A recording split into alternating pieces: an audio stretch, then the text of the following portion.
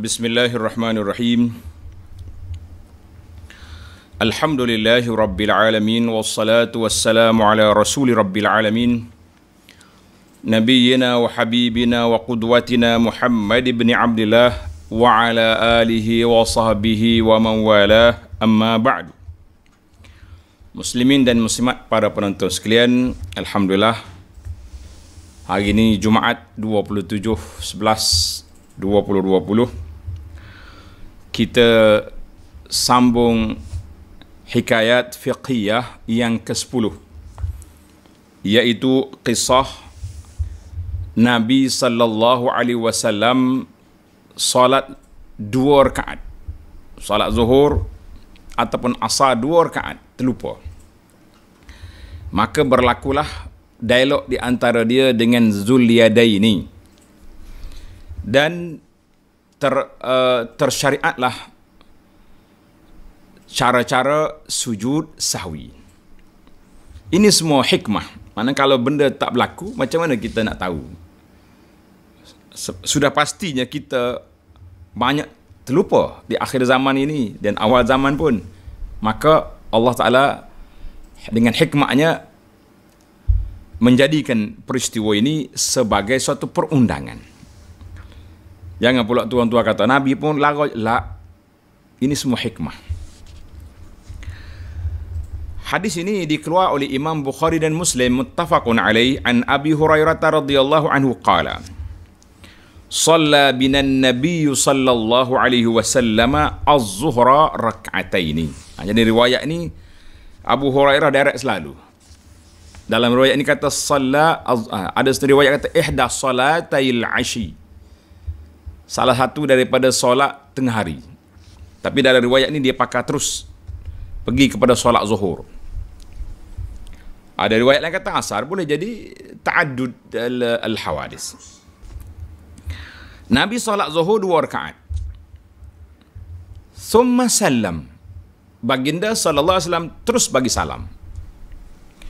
Thumma qama ila khashabatin fi muqaddamil masjid wa wada'a yadahu 'alaiha. Nabi kita pun pergi, ada kayu itu di depan, bahagian depan masjid, dia letak tangan di atas kayu tu. Dalam riwayat kata dalam keadaan marah.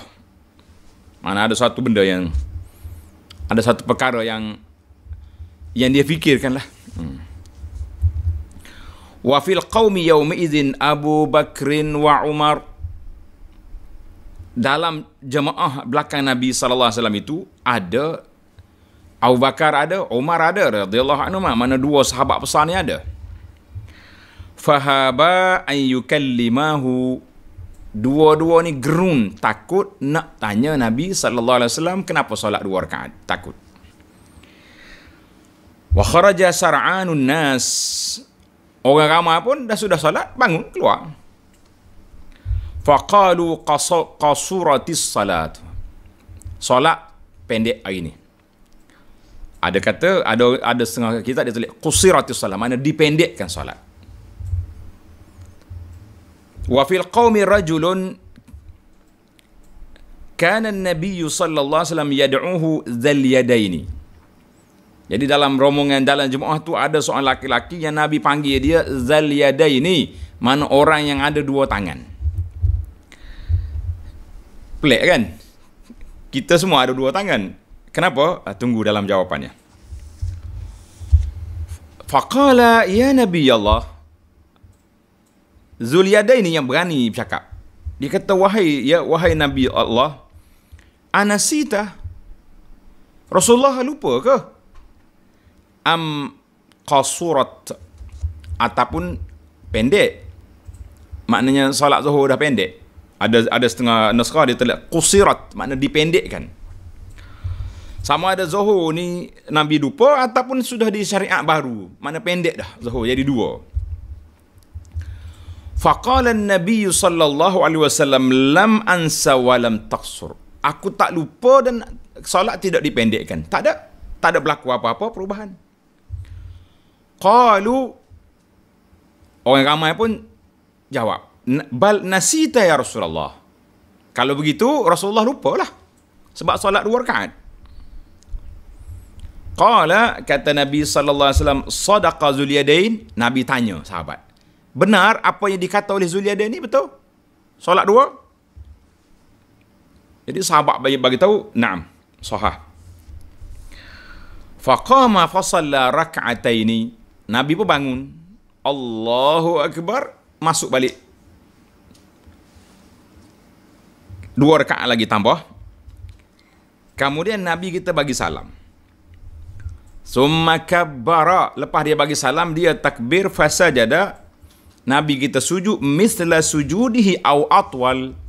Seumpama sujud dia yang biasa salat atau boleh panjang lagi.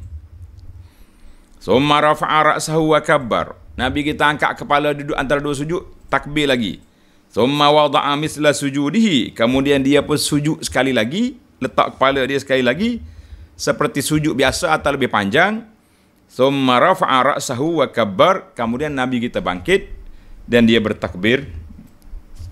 Itu di antara hadis yang menunjukkan bahawa Nabi kita sallallahu alaihi wasallam berlakunya peristiwa itu. Banyak riwayat.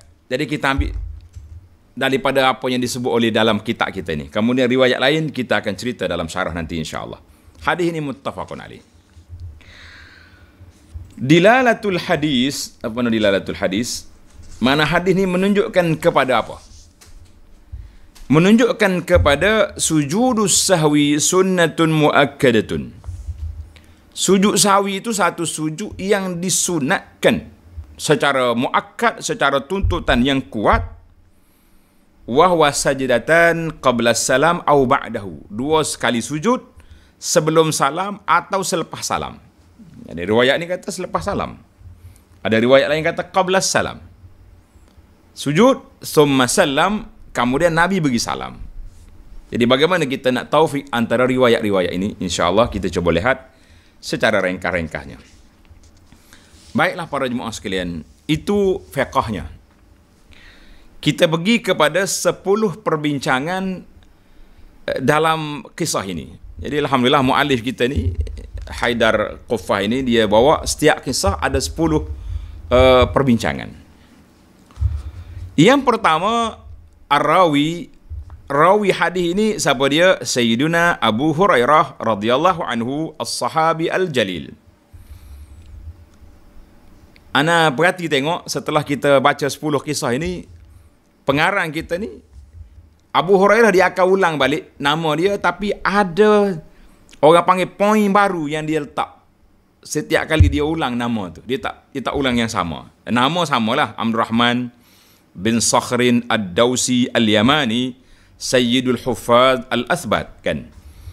Maka kata Az-Zahabi puji Abu Hurairah, dia kata apa? Abu Hurairah ni telah menanggung hadis daripada Nabi SAW, ilmu yang sangat banyak yang diberkati. Jarang sahabat lain boleh ikut ilmu yang telah disumbangkan oleh Abu Hurairah kepada umat ini. Masya Allah, radhiyallahu anhu. Dan murid yang meriwayat daripada Abu Hurairah balagha 800 orang meriwayatkan daripada Abu Hurairah. Dalam kitab At-Tahzib, dia hanya mengambil murid-murid yang dikeluarkan oleh kitab hadis yang 6, Sunan Sittah orang panggil, Kutubul A'immah Sittah. Baik, Sayyidina Abu Bakar, kita dah sebut Abu Bakar. Cuma di sini sekali lagi diperingatkan Abu Bakar As-Siddiq, nama dia Abdullah bin Abi Quhafah, khalifah Nabi sallallahu alaihi wasallam, min akabiris sahabah, di antara sahabat yang agung yang besar, min athqar rijal, orang yang paling takwa, kana ghazir dumu, orang yang sangat kuat takwanya dan banyak air matanya sering mengalir kerana takut pada Allah Azza wa Jalla. Masya Allah. Tuan-tuan kena ingat kenapa disebut suka menangis. Dalam hadis Nabi kata 2 biji mata yang tak disentuh oleh api neraka. Ainun bakat min khasyatillah, mata yang menangis kerana takut pada Allah Azza wa Jalla. Maka Abu Bakar ini terkenal dengan kalau dia baca Quran, menangis dia kerana khasyatillah radhiyallahu anhu.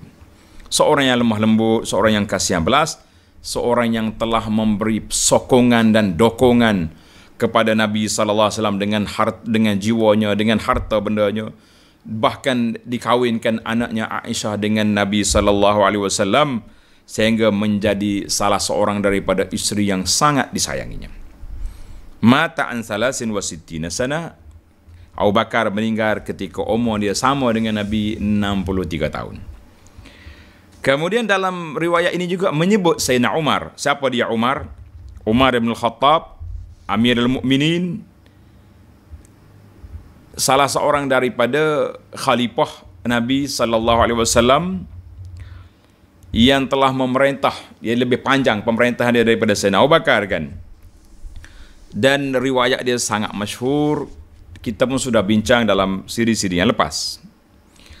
Yang keempat, ini penting. Yang ini kita tak bincang lagi. Siapakah Zulyadaini? Zulyadaini maknanya orang yang mempunyai dua tangan. Zulyadaini. Sebab ada seorang lagi nama dia Zushimalaini, orang tangan kiri, dua tangan kiri. Allahu Akbar. Kata di ulama pengkaji sejarah sahabat Nabi, dia kata Zulyadaini bukan Zushimalaini. Hak ada dua tangan ni bukan hak dua kiri tadi. Sebab Zushimalaini nama dia Umair bin Abdu Amr bin Nadlah Al-Khuzai. Dan dia syahid dalam peperangan Badar. Dinamakan dua tangan kiri sebab apa? Sebab dua tangan dia khija belaka. Khija belaka maknanya macam kidal lah, kita kata orang kidal. Baiklah. Adapun Zulyadaini yang menjadi cerita utama dalam kisah kita ini, Zulyadaini orang yang punya dua tangan ni siapa dia? Nama dia Al-Khirbaq. Tanda pelajar. Jarang kita nak jumpa riwayat-riwayat kita dengar ustaz cakap Zulyadaini. Siapa nama? Nama dia Al-Khirbaq As-Sulami. Al-Khirbaq As-Sulami. Dan dia hidup lama lepas pada Nabi kita sallallahu alaihi wasallam wafat. Dan dia telah menceritakan hadis ini setelah kewafatan Nabi sallallahu alaihi wasallam. Kenapa nama dua tangan ni? Kenapa? Ulama berbeza pandangan. Al-Imam Al-Qurtubi kata kinayah antuliha. Katanya dua tangan dia tu saiz dia panjang sikit. Kalau kita setakat ni dia ada lebih sikit. Jadi orang panggil dua tangan dia tu. Padahal tangan dia ada kan. Bukan kata tangan tambahan, ekstra tak ada. Panjang sikit tangan. Kita lain orang Arab ni, kalau dia kata tangan dia panjang, tak sama dengan istilah Melayu. Orang Melayu kata, bahaya dia tu tangan panjang. Sebab apa? Biasanya orang tangan panjang ni nisbah kepada orang yang suka ambil barang orang, mencuri, baru jadi tangan panjang. Tapi dalam Arab dia kata atwalhunna yadan, orang yang tangan panjang makna orang yang banyak memberi infak, bagi derma, tangan panjang. Jadi kita kena belajarlah juga kan. Kalau guna bahasa terjemah Arab tangan panjang, jangan, ini di kalangan sahabat. Ada isteri Nabi tu, kita kata tangan panjang di kalangan sahabat, penggunaannya kepada orang yang suka infak. Kalau bahasa Melayu kata tangan panjang, pepatah Melayu kata itu pencuri, na'udzubillah. Baik. Wa qala akhar, ulama lain kata nama dia Zulyadaini kana qasirul yadain. Tangan dia pendek sikit. Wallahu a'lam, ni kata panjang, ni kata pendek. Wa jazama Ibn Qutaybah, dia kata kana ya'malu bi yadayhi jami'an. Sebab dia ni tangan dia boleh kerja dua-dua. Mata Zushimalaini tadi jugalah, maknanya tangan dia kerja dengan tangan kanan apa boleh, kiri apa boleh, kidal apa boleh, kanan apa boleh. Wallahu alam, kita kata jazahullahu khaira. Allah Ta'ala lah balas kebaikan banyak kepada Khirbaq Zulyadaini ni. Sebab apa? Sebab dengan keberanian dia telah bertanya Nabi sallallahu alaihi wasallam sehingga lahirlah satu perundangan hukum dalam masalah sujud sahwi. Jazahullahu khairan. Dua-dua kata jazahullahu khairan. Yang kelima, dalam hadis ini Abu Hurairah telah menjelaskan bahawa salat zuhur. Dalam riwayat yang lain dia kata ihda salatil asyi, salah satu daripada solat tengah hari. Jadi sama ada zuhur ataupun asar. Dalam riwayat Imran ibn Husain radhiyallahu anhu, sallal asra. Mana riwayat Abu Hurairah kata zuhur, riwayat Imran kata salat asar. Kata di ulama hadis, boleh jadi amrun nisyan qad takarrar. Boleh jadi berulang cerita Nabi kita lupa dalam solat ini untuk nak menguatkan perundang-undang sujudus sahwi. Yang penting dalam cerita ini, Nabi kita lupa 2 rakaat. Maknanya dia beri salam dengan cara kurang 2 rakaat. Kita akan tengok nanti kategori sujud sahwi. Ada lupa, ada tertambah, ada tertinggal, ada tukar tempat, macam-macam. Mana ada juga yang lain-lain terlebih kan. Baik. Yang penting bagi kitanya zuhur ke asar. Sebab apa kita nak sebab zuhur ke asar? Sebab nak 4 rakaat jadi 2 tadi. Kalau kita kata salat subuh, tak ada masalah. Memang warna, memang bilangan rakaat dia ada 2 rakaat tu kan. Yang keenam, nisyan. Sebab apa kita terlupa? Sebab bila kita ada berfikir kepada benda lain, kita duk mikir sangat satu benda, terlupa benda tu. Ini sebab. Sama ada terlalu gembira, happy sangat, tengah duk solat pun sengih suka, Allahu Akbar. Ataupun sedih sangat, tengah duk solat tu bercucur air mata, air hidung sekali kan. Ataupun ghadab, terlalu marah. Ini semua tu boleh yughliq al-uqul, boleh menyebabkan pemikiran kita tak boleh nak fokus. Sebab tu Nabi kita larang, sallallahu alaihi wasallam larang daripada tuan hakim qadi menjatuhkan hukuman di saat dia tengah marah, tak boleh. Jadi backing undang-undang dia. Di saat dia terlalu lapar juga tak boleh. Jadi kita kena ambil waktu kita tenang, baru kita buat kerja. Maknanya marah, lapar, terlalu happy pun akan memberi kesan kepada seorang itu, dia menyebabkan kita terlupa benda yang kita buat sebab kita duk mikir ke benda tadi. Allahu Akbar. Allah Ta'ala sebut dalam Quran, ma ja'alallahu lirajulin min qalbayni fi jawfi. Allah Ta'ala tak jadikan bagi seorang manusia itu, laki-laki itu, 2 hati dalam rongga dia. Kita ada 1 hati, dia mikir banyak-banyak. Allahu Akbar. Maka dalam cerita ini Rasulullah marah, ghadban. Sebab itulah Nabi kita lepas solat, dia bangun terus, dia pergi berpegang di kayu depan masjid. Dan Abu Bakar, Umar tak berani nak tegur. Tak berani tengok cara watak Nabi tu, tak berani nak tanya, ya Rasulullah, lupa ni ke macam mana? Tak. Maka yang penting bagi kitanya, peristiwa lupa Nabi SAW ini untuk menjadi rahmat kepada kita. Jadi rahmat kepada kita, ada undang-undang sujudus sahwi. Ada undang sujud sahwi. Jadi kalau tidak, kita nak buat macam mana? Kalau kita lupa, macam mana kita nak selesaikan solat kita? Takkanlah nak berhenti solat lain pula. Gini tak payah berhenti, kita sambungnya solat kita. Kita kata Alhamdulillah. Kan? Perkara yang ketujuh, as-sar'an minan nas. Maknanya orang ramai ni lepas dia bagi salam, bangun selalu. Bangun selalu.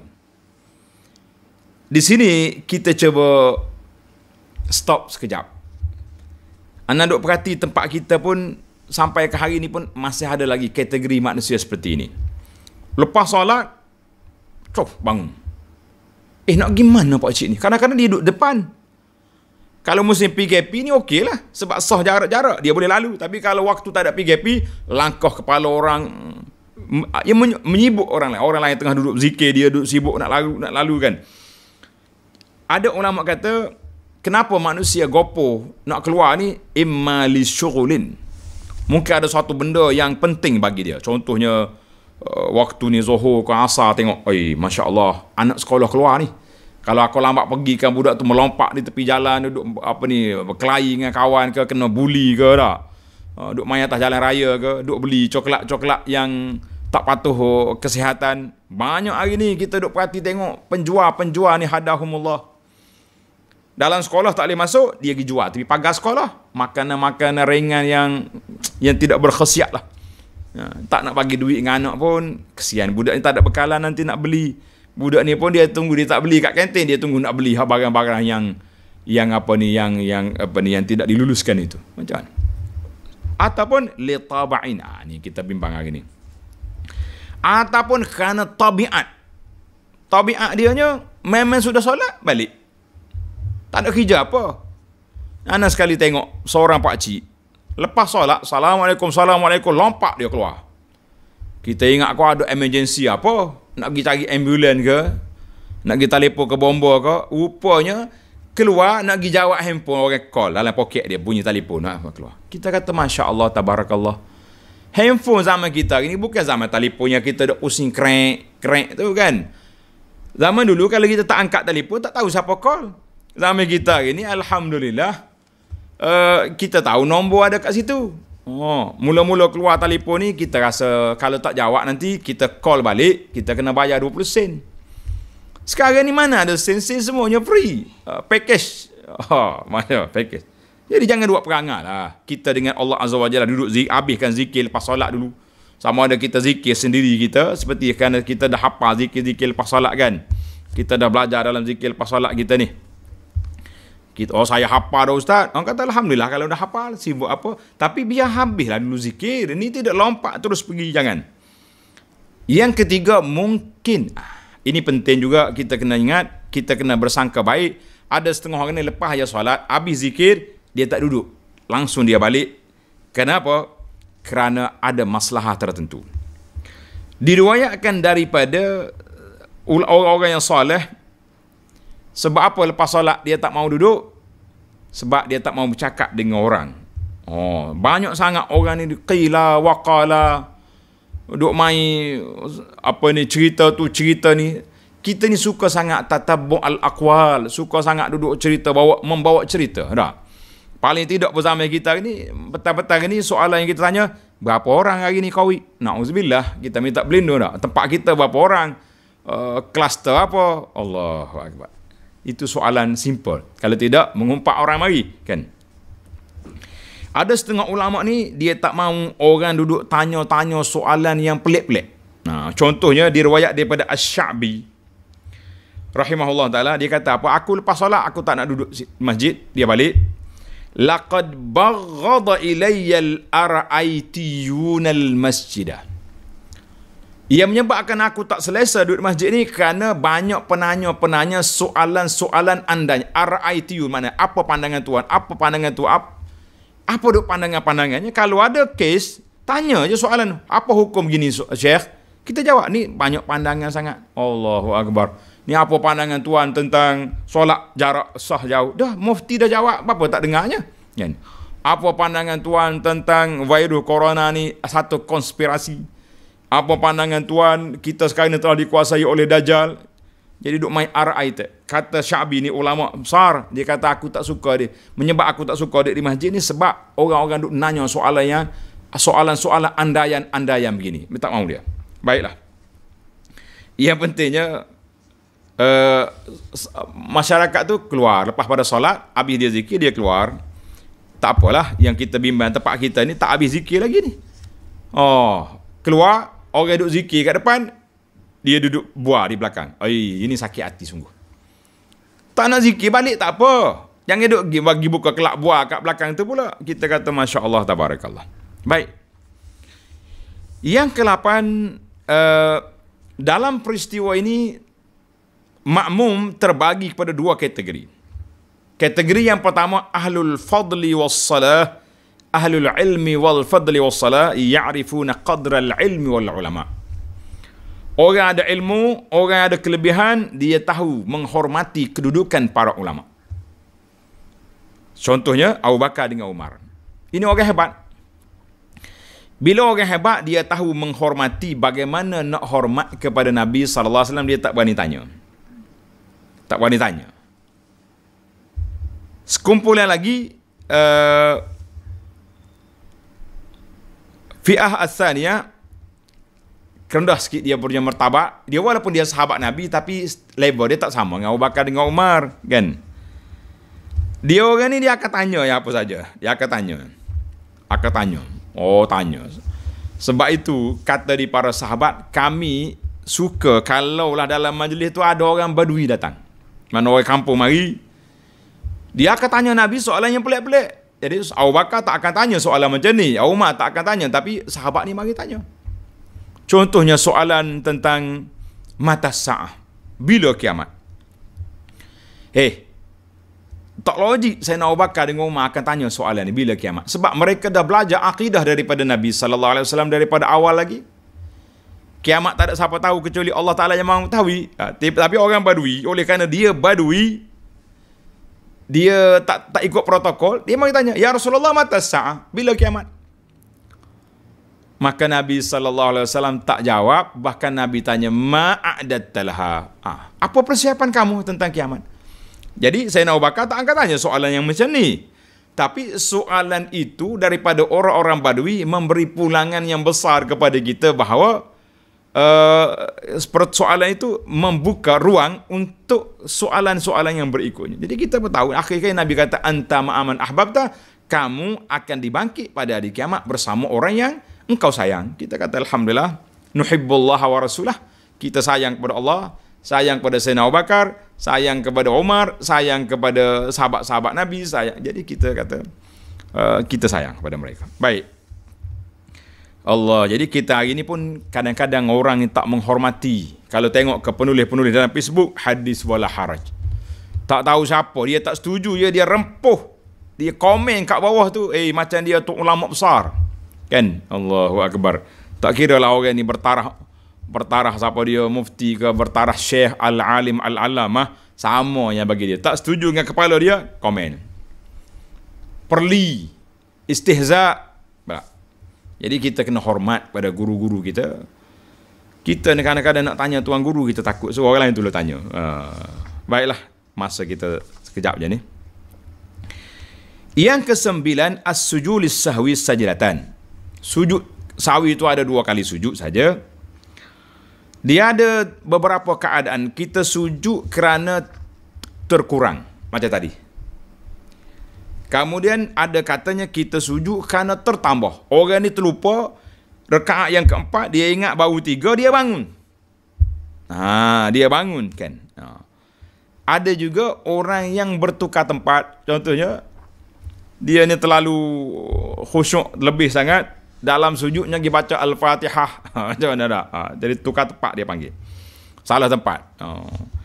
Maka semua kategori-kategori ini telah dijelaskan oleh para ulama kita, ada perbahasannya.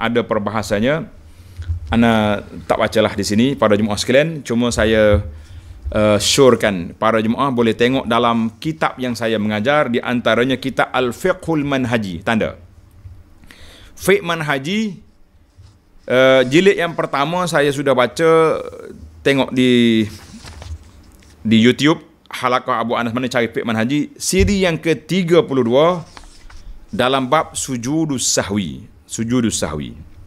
Panjang di sana dalam bab hukum. Di sini kita hanya nak nak cerita je, hikayat fiqhiyah. Jadi hikayat fiqhiyahnya beginilah. Yang terakhir, yang ke-10,